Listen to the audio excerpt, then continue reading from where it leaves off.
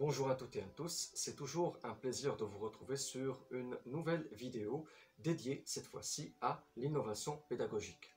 Je salue à l'occasion tous les collègues qui participent à l'enrichissement et au transfert de compétences au sein de leur environnement professionnel dans le cadre de cycles de formation et d'intégration organisés régulièrement par leur établissement d'appartenance. Comme vous le savez, plusieurs études sont consacrées à l'innovation en fonction des disciplines ou des secteurs d'activité. Aujourd'hui, pour gagner du temps, on cherche à s'instruire en consultant des vidéos de professionnels ou de praticiens sur Internet. Si vous le faites, soyez sûr que vous trouverez des vidéos très intéressantes et j'espère sincèrement que celle-ci le sera aussi. Alors, on pourrait se poser la question, c'est quoi innover? Tout le monde a une idée là-dessus. On n'a qu'à prendre un dictionnaire, chercher l'entrée innover et y recueillir une définition généraliste du genre action de créer quelque chose de nouveau en termes d'usage, d'habitude, de croyances, etc. En gros, innover pourrait signifier rompre avec la routine. Autre question que l'on se poserait. Quels sont les facteurs qui favorisent l'innovation?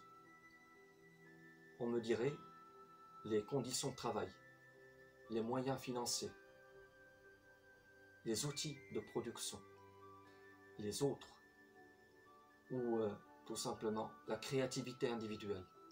La liste n'est pas exhaustive.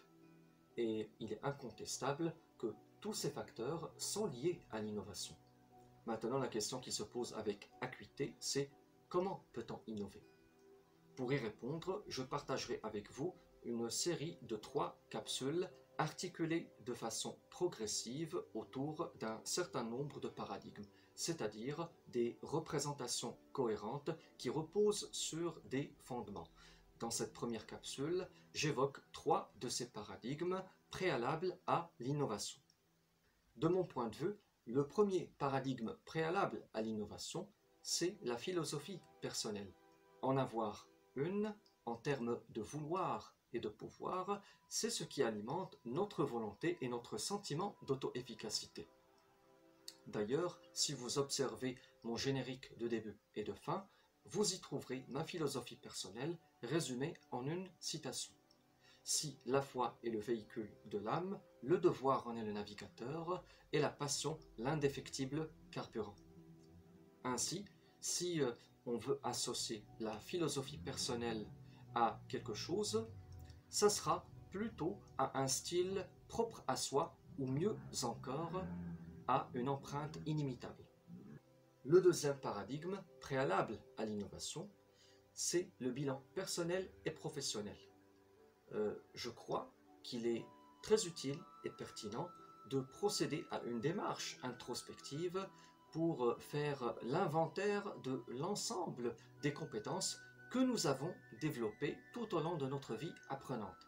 Compétences académiques, compétences techniques, compétences comportementales, compétences relationnelles, etc. À ce stade, nous saisissons le champ de la connaissance de soi, menant intrinsèquement vers le troisième paradigme, à savoir l'éveil de conscience, qui permet à son tour d'estimer dans la mesure du possible les forces et les faiblesses de l'individu.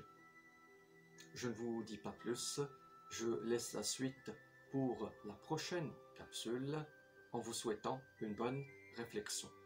Merci de votre attention, à très bientôt.